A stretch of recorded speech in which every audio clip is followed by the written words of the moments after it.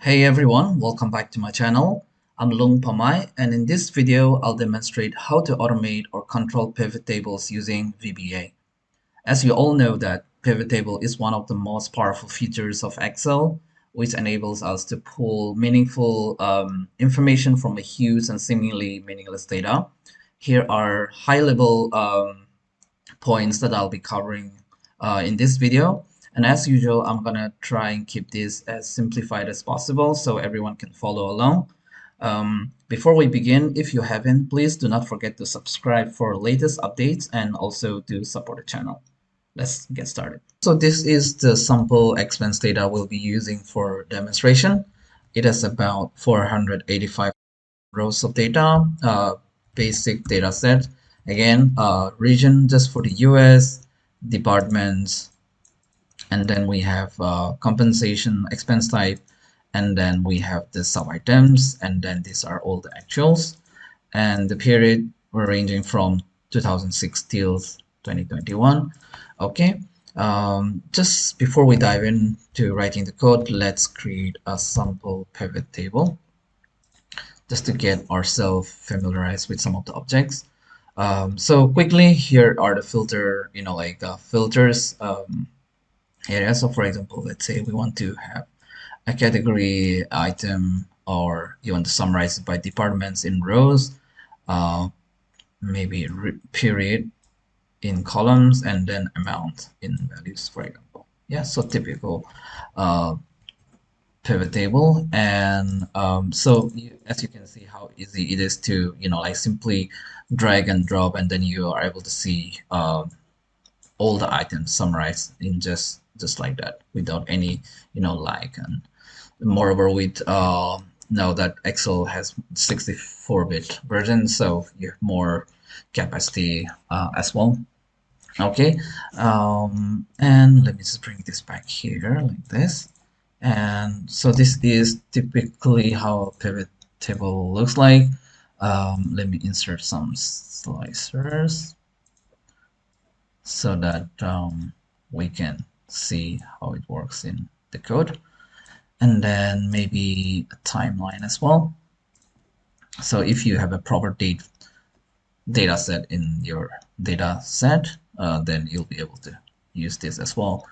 And it's very handy when it comes to filtering out huge data sets. So for example, years, and you're able to filter out just like that. And then let's say we want to expand. Yeah.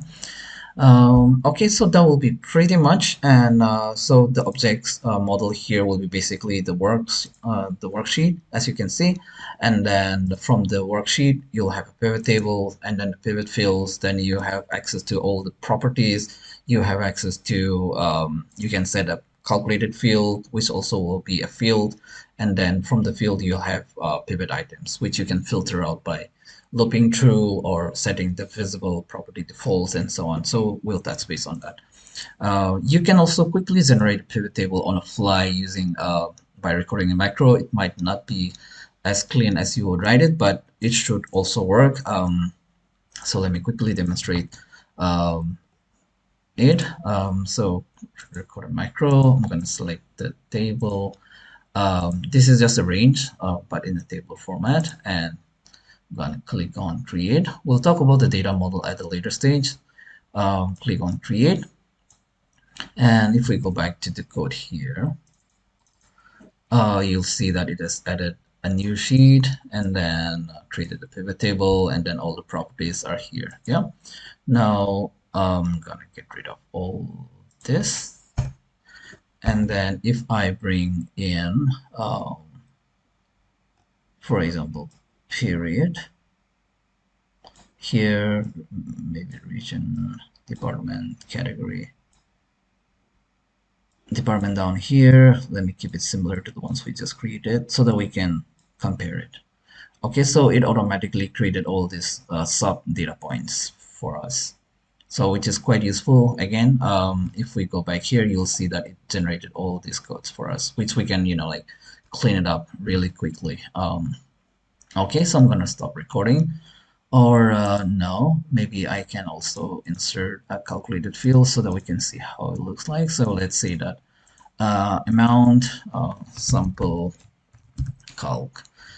I'm gonna say insert this field amount into maybe 3 or something like that.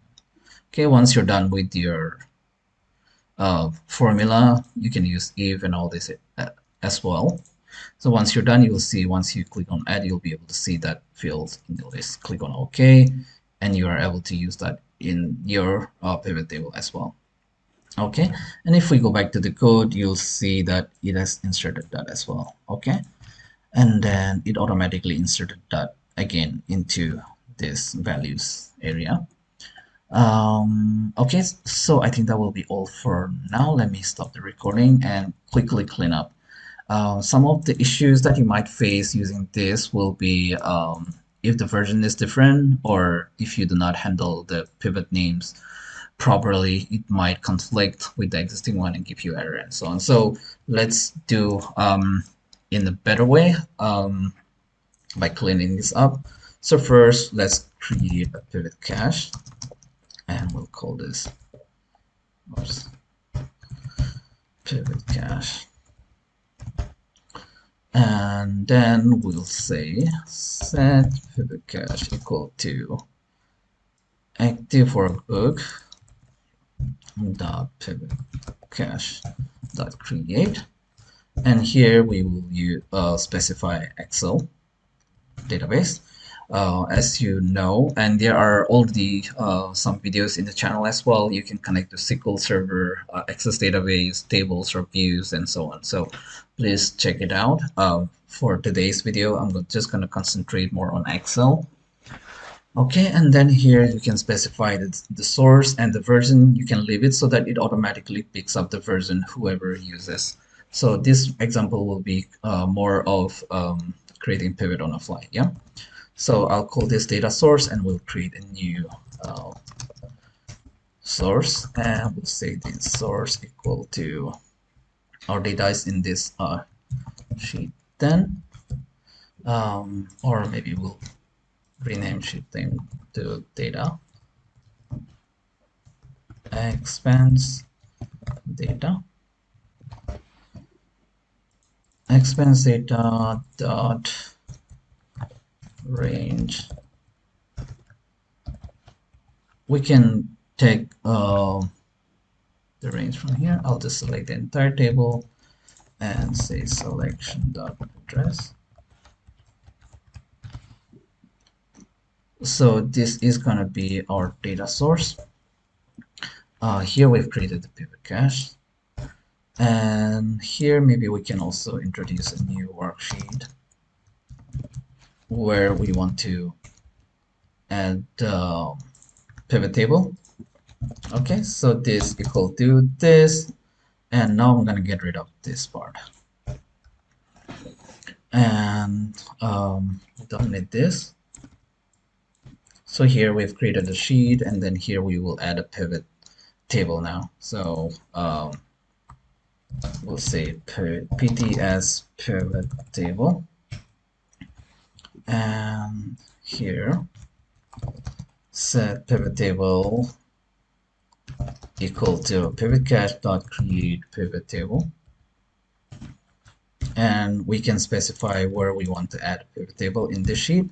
If you want to add in the existing sheet, then this is where you will specify, for example, here we are adding a new sheet, but if you want to add it to the existing one, you can specify the name of the sheet, for example, sheet 1, something like that. Yeah. I'm gonna comment this out because I want to create this on runtime to a new sheet, and we want to maybe print it in row number 4 or 3 of column 1, or you can also use range format as well. Okay, now just to not prolong it too much, this will be to create a pivot table. Let me just delete this and run till cursor. Run to cursor.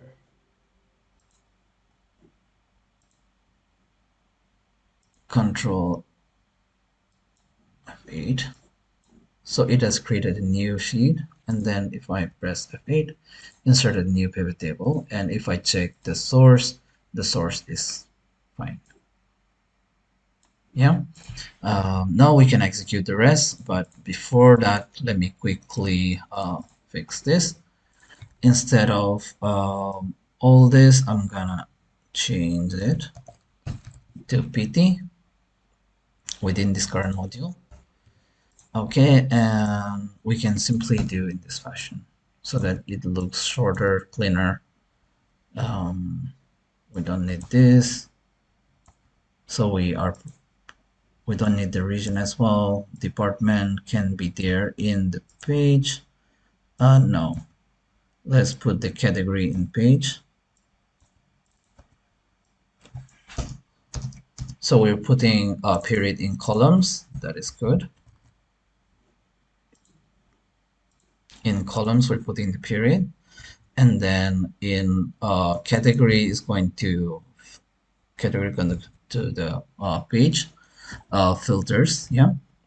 And then department will go to the rows dot.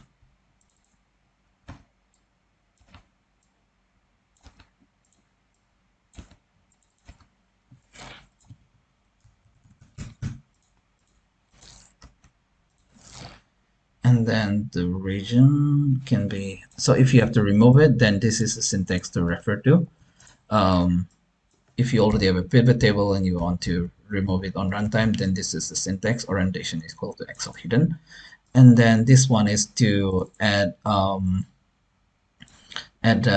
know, like to the values. Okay, so again, instead of that static name, I'm gonna refer to or this pivot table variable object. And so here it create here it's adding it to the column, to the page, to the row, and then this also is going to page, and here it's adding it to the values, and this one is doing the calculated column. And if you want to add the calculated column to the pivot table, then you can use this line, else you can just comment it out. Okay, so basically this is how it looks like after you create it. So you can use something like this to create pivot table on fly. Pivot on fly. And then there are so many other useful properties that you can use because pivot table is used to summarize, aggregate, and so on. So you might want to dynamically refer to this range. Yeah. So let's completely run it. Let's call the new sheet as dot name equal to VBA pivot, something like that. Okay, so it created this pivot table, and then it has all the data points here, the departments, the category and item. So whatever you add first is coming at the bottom. So you can take care of that by moving this up, or you can use the position for that purpose. Okay, so that is how to like automatically run and create a pivot table on the fly. Now let's say that we want to start referring to this pivot table and maybe look through the fields, want to refer to the range, want to see the memory usage and so on. We can try those out, some of them now. So for example, if you have to look through all the pivot tables within the worksheet, within the workbook and refresh all of them, we can try that now. Let's call this refresh all pivot tables. And now we will say demo sheet as. And then for each worksheet in current workbook, active workbook dot worksheets. Okay, and then from here we want to look through all the pivot tables. So I'll call this pivot table as this same variable name again, pivot table. And then for each pt in ws dot pivot tables. And here you can simply do this dot pivot cache refresh.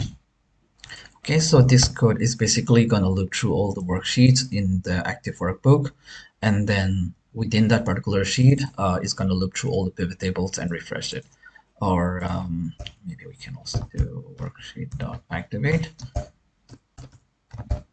And let me try and run this. Okay, so it has gone through all the sheets and refreshed it. Okay, even if we don't activate also, it is fine. Okay, so that is one way to refresh all the pivot tables by looping through, or you can also simply call the code in case you need it. Active workbook dot refresh. Oh, this is also fine. This will refresh all the pivot tables connections here. This one is going to be more useful if you want to put in some criteria here based on the pivot table names, or which you can, by the way, access using pivot table name. So if you want to put a condition to refresh only specific pivot tables, which you can get the name from here, you can rename it as well. Okay, now moving on to the next part. Let's say that we want to refer to specific area. Okay, this one looks a bit weird. Let me just delete this pivot table. Let's use this pivot table for other demonstration. Okay, so let's say that from this pivot table, you want to pick up, like find the range where the pivot table is located. You want to copy the range. You want to copy the data body and so on. Then there are ways to do it. So I'll quickly introduce you to that. Let's call this pivot info, or like properties, something like that. So let me get some of the variable names from here.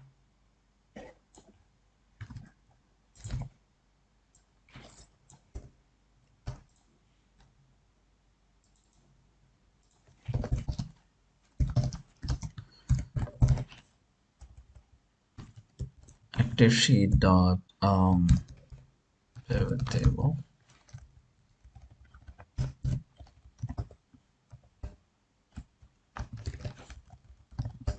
The first pivot table.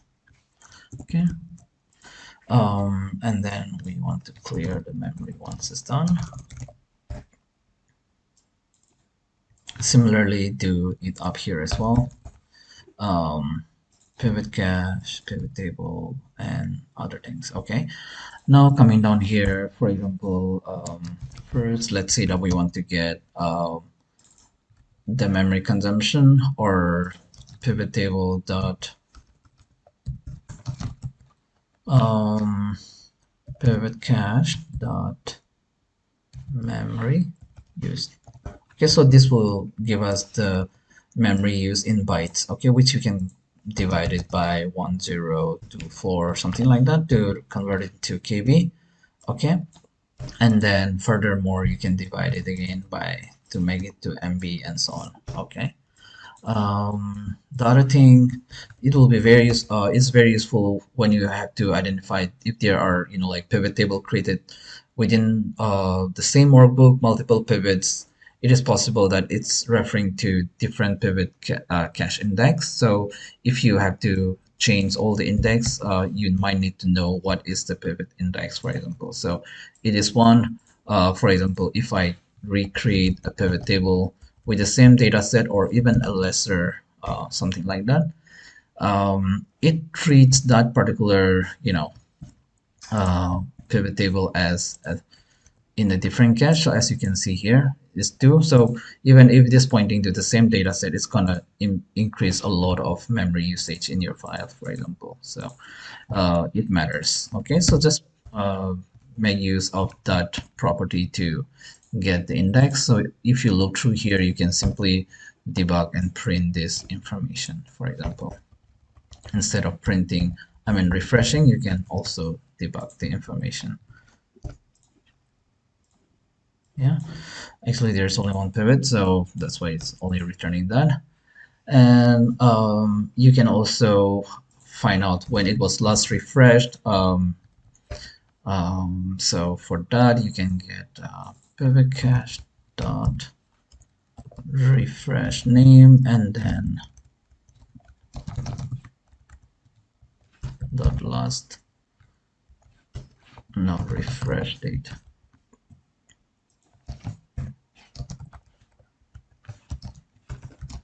Something like that, maybe. Need to be in the right worksheet. Okay, so here who refreshed it, and then when it was refreshed, the name of the user and then the time when it was last refreshed. So that also could be useful. We already talked about getting the pivot name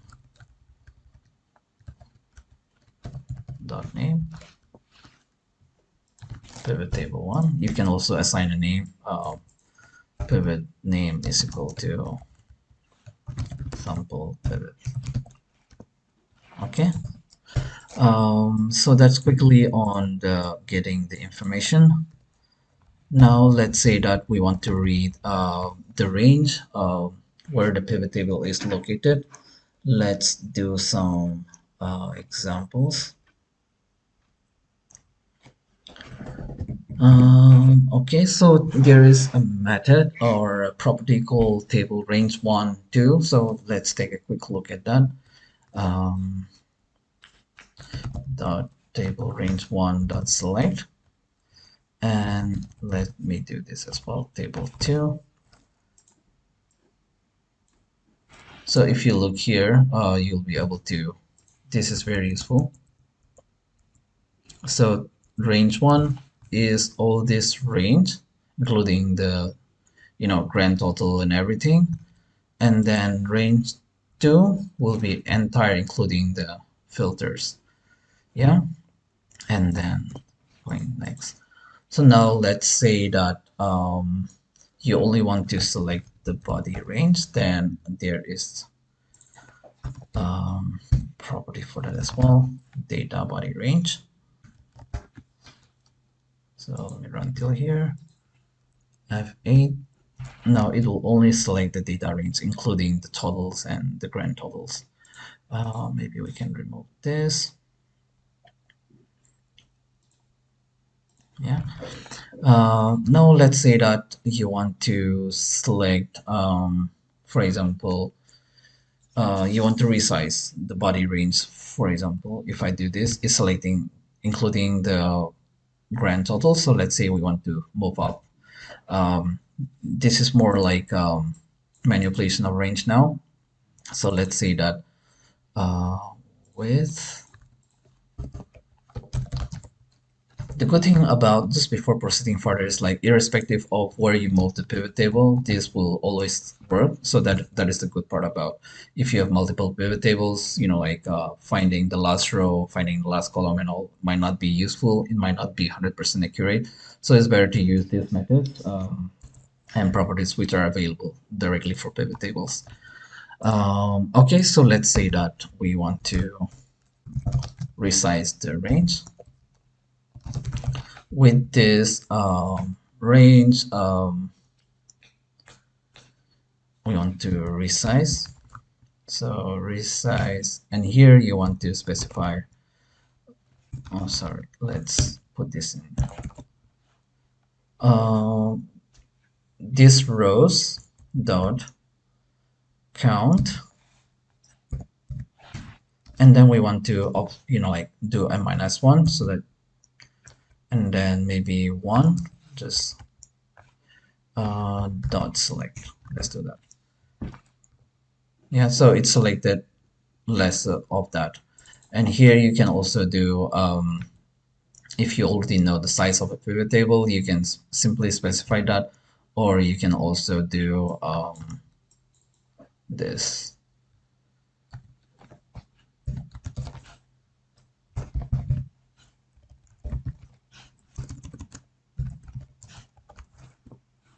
Yeah, it will select the entire range. Now let's say that you want to move and include the selection of this as well, then you can first offset maybe same row and then minus one column first, and then we want to resize after that. Okay, um, so we want to resize this one and then this. So let's try this.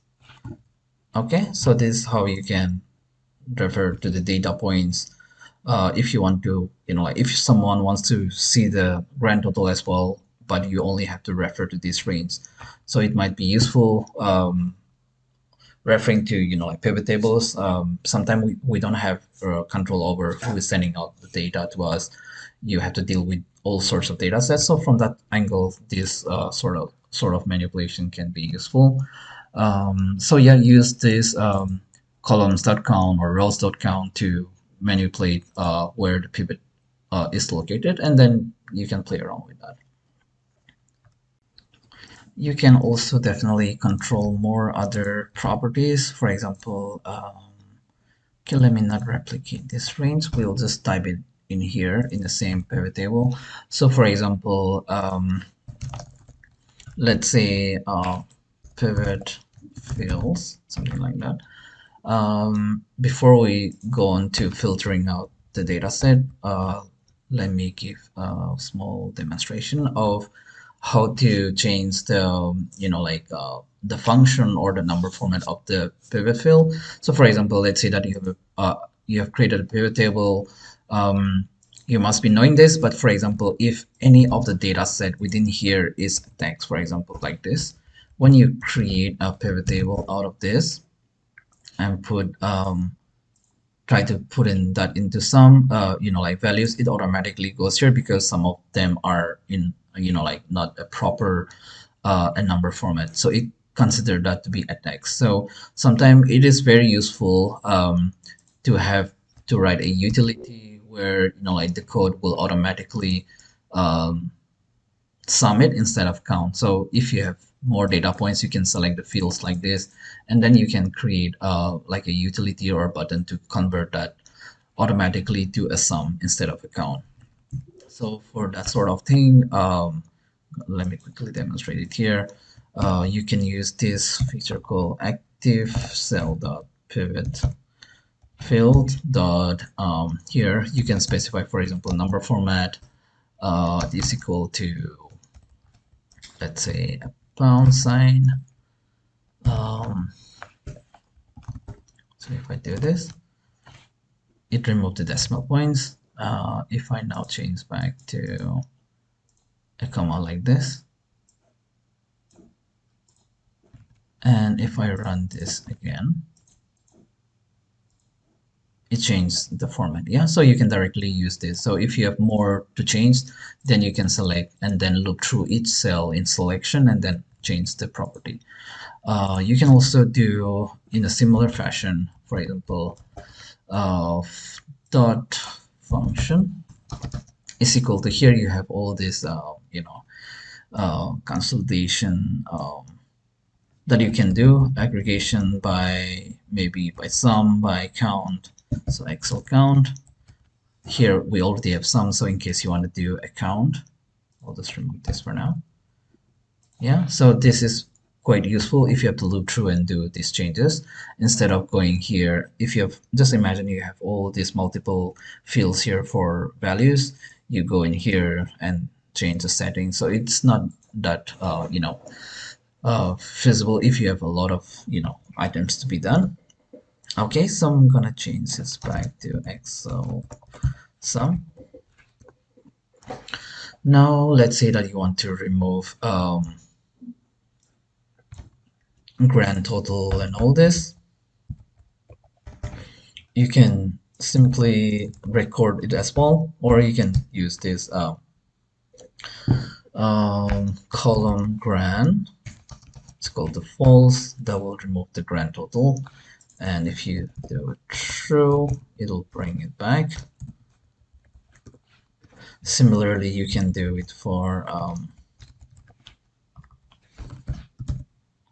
row grand. And then you can also change the type of your pivot table. For example, pt dot row axis. Yeah, row axis layout. Here you can specify you want to be compact, outline, or tabular, which we set it to tabular initially, like this. And then you can repeat, or all these things can also be implemented.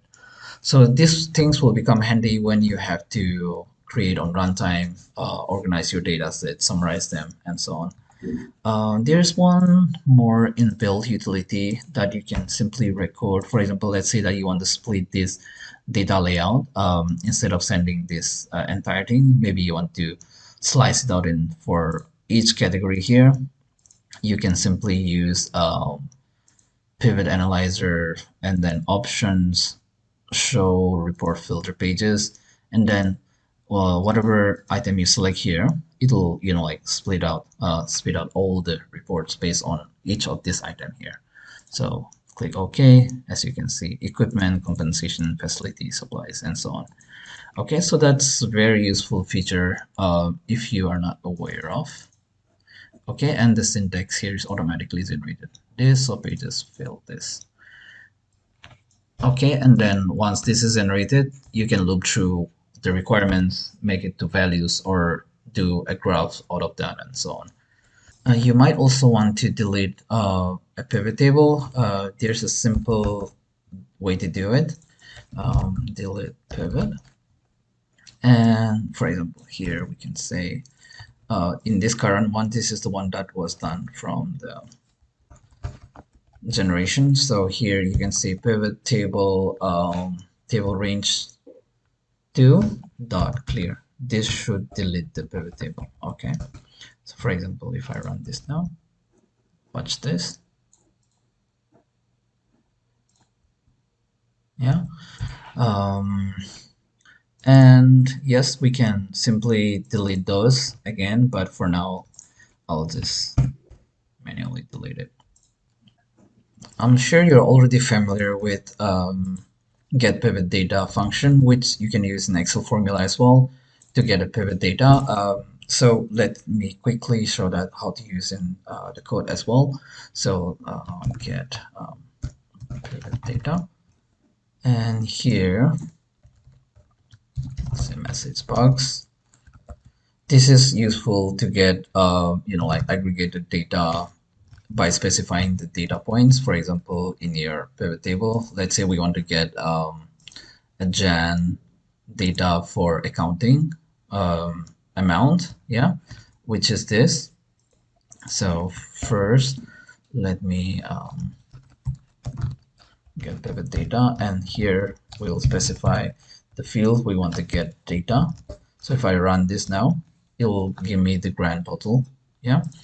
And then if I specify my data points, so as you can see, all these are optional. You can put like more data intersections.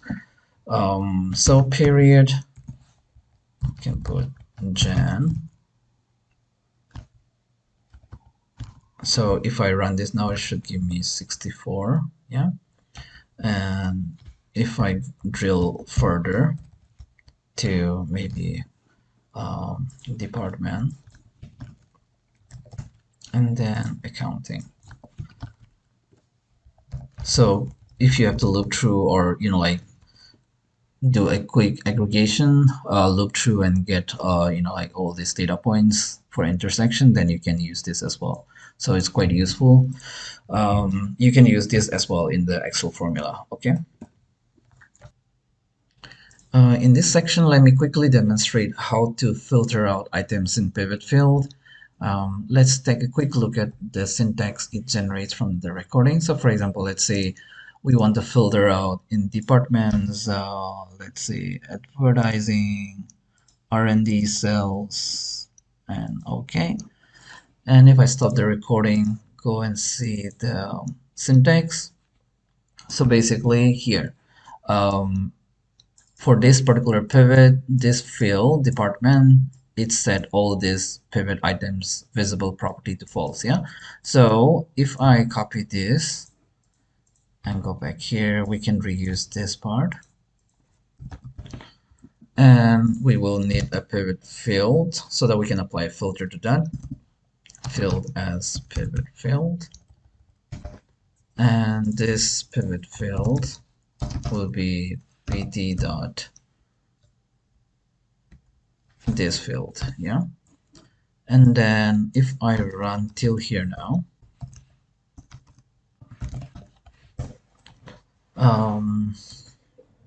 and do this particular field dot pivot, oops, dot pivot items dot count, this should give us the count of all these pivot items in this particular department field. Okay, so let's introduce a new variable I to hold the index. So for example, for I is equal to 1 to this total count of pivot items, and then now we can print out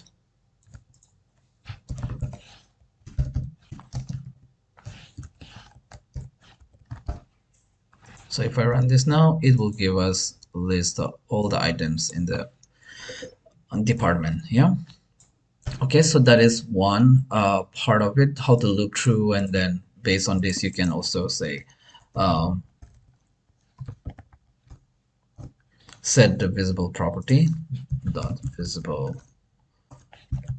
equal to true or false, for example. Yeah.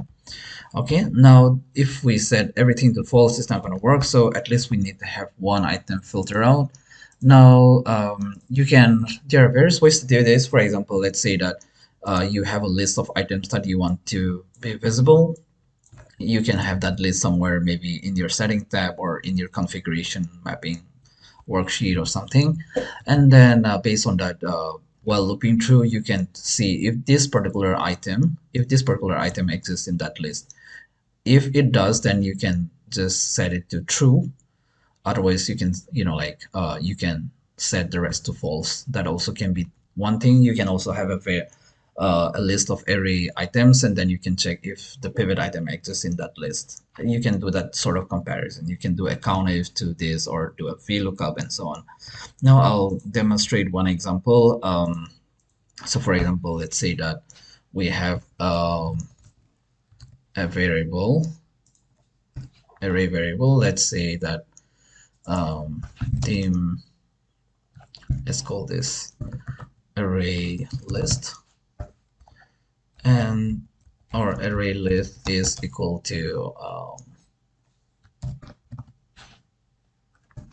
array, and then in this array we can put all these things. Okay, let's say that this is the list we want to filter. Use the filter. I'll also demonstrate one more example so that you can use the cells, like values like this.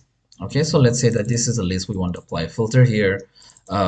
Since we cannot have everything to, for example, to be false, we need to first have at least one of them to be visible. So here, what I'll do is with this pivot field,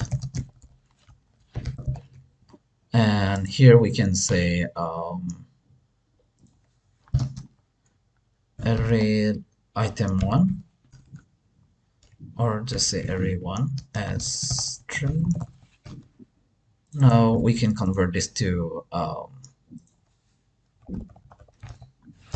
function later.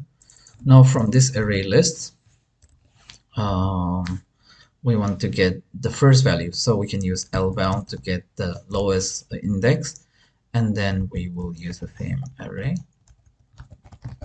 Okay, so if I run till here now and see the local window, you'll see that the first item is advertising. Yeah. Okay, so now we have this list. Now we can first apply dot pivot items, the same syntax that we used earlier. And then in the items, we want to point out this particular value. Yeah, pivot items, and then this particular value dot visible equal to we want to set this to true. Okay, and then pause that. We will loop through all the pivot items and then set it to false maybe, and then we'll set all the related items back to true, something like that. That I think will be the easiest way to do it. So here we're going to loop through all the pivot items. If this pivot item is not equal to the one that we already filtered, and since we already have width here, I'm just going to do dot, and this dot visible is equal to true, then we want to set it to false, except for that one. Yeah,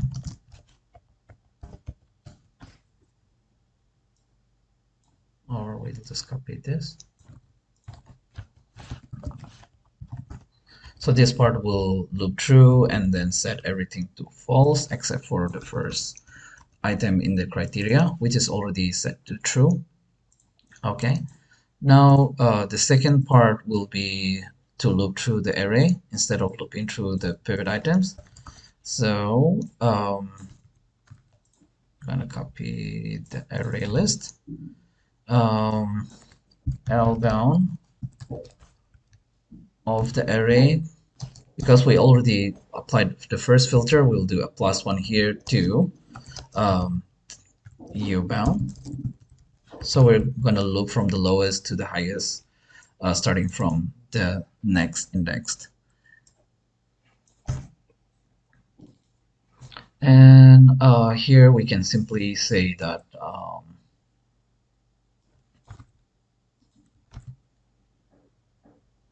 whatever is there in the array at that index will be set to true.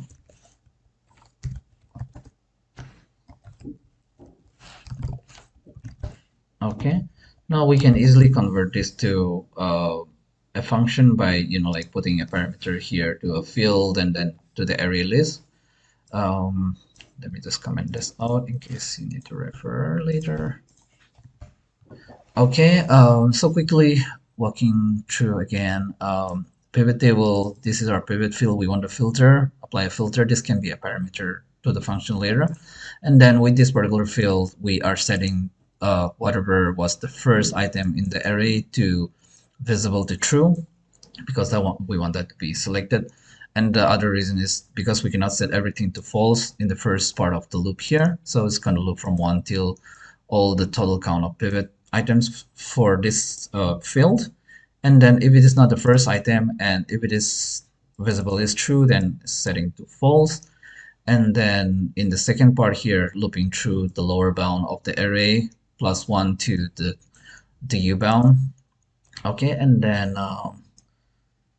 setting the visible property for that particular item to true. Yeah, so if we try and run this now, let me clear the filter first. Yeah, so it's applied the filter. Now let's say we have accounting as well brought into the array. Oops, wrong place. Okay. So even accounting has been filtered out. Clearing the filter can be recorded. Yeah, this field dot is clear filters. That will basically select everything. Yeah. And then now let's say that you have this list. Instead of passing in the array, you want to have this somewhere here like this. You can also directly convert that to array on runtime. The simplest way will be you can pass this in this fashion. Array list will equal to can use application dot transpose, uh, and then within this you can specify the range. For example, this 04 to 07. Yeah,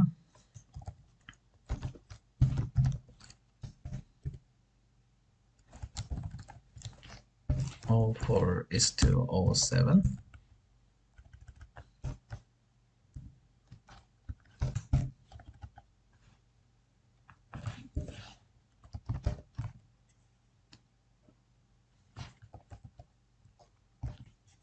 Okay, so now if I run this and go back to our log window, you'll see that the list is already populated. Yeah, and if I run this, it applied the filter. Now let's change the list to something else. Now this can be more or less, and you can set the dynamic range here. And this range could be somewhere else as well in other sheets. Yeah, so that will be pretty much on how to filter out, dynamically. Again, this is one example, but you can replicate this. You can turn this into function, and then you can have your parameters here, and then you can pass by calling, So I'll leave that part so that you can play around. And now, one last thing I want to show is I think the data model is quite simple. If you have to use it, for example, let's say that I have a new data set here. Let's say this is employee ID, and then just bear with me for a minute. Let's say this is employee ID. The data set is coming based on the employee ID, and this is employee table. Let's say this is employee, and just take this as an employee name, and then I'm gonna leave this part.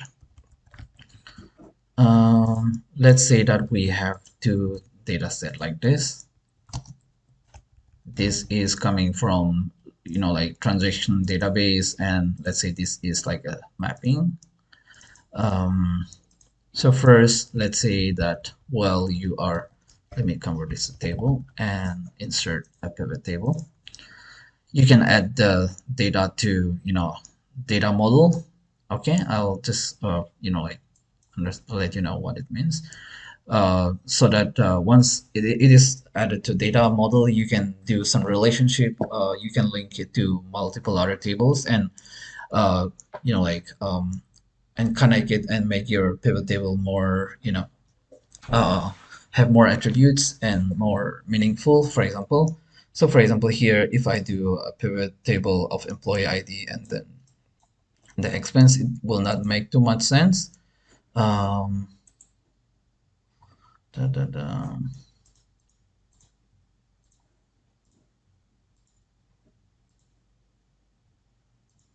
Kind of amount. Hold on. Okay, this is the problem.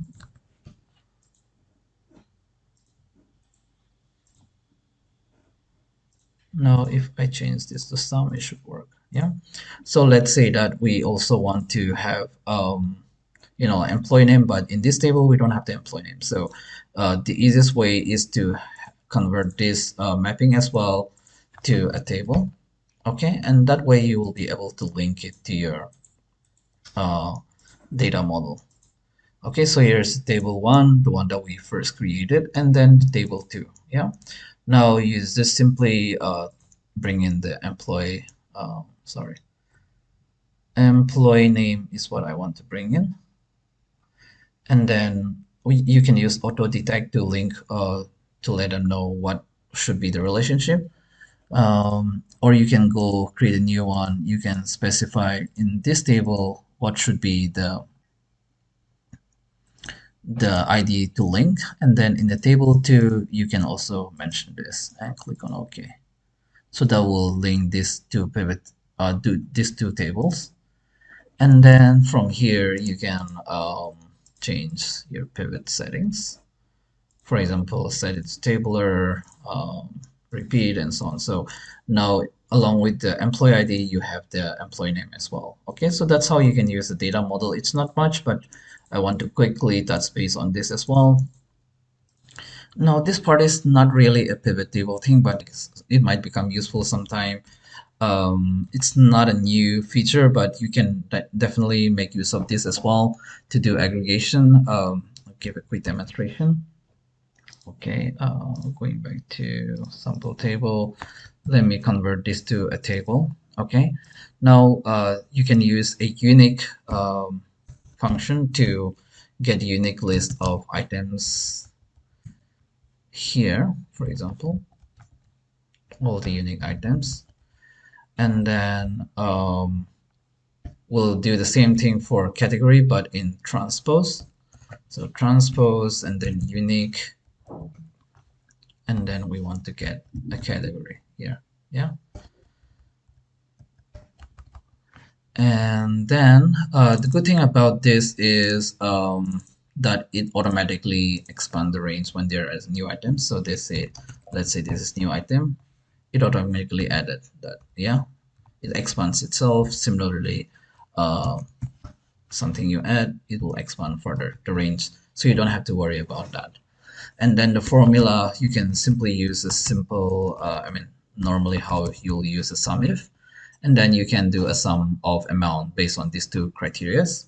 So for example, sum amount, and my first criteria range is going to be this, and my criteria is going to be this, and pause your parameter after you input the criteria value, you put a pound sign. Okay, where's my pound sign? Okay, put a pound sign, it will automatically highlight all the, understand the dynamically all the other items to be picked up. And then for the comma, and then criteria range 2 will be the items. And then you can select again, put the pound sign and hit on OK. It'll apply a formula automatically for the entire range. So if you want more conditions, then you can put in, like here you can have maybe a period somewhere up here, and then based on that period, you can also put a criteria range here that, like sum only if the date is equal to this or the year is that, and so on. So just want to quickly, like touch base on this as well in case you find it useful. Okay guys, that's gonna be all for this video. I hope you found the video informative. If so, do not forget to leave a like and share them with your friends as well. If you do have any questions, please comment below or email me. I'll try to come back to you as soon as possible. Thank you so much for watching. Have a good day. Bye-bye.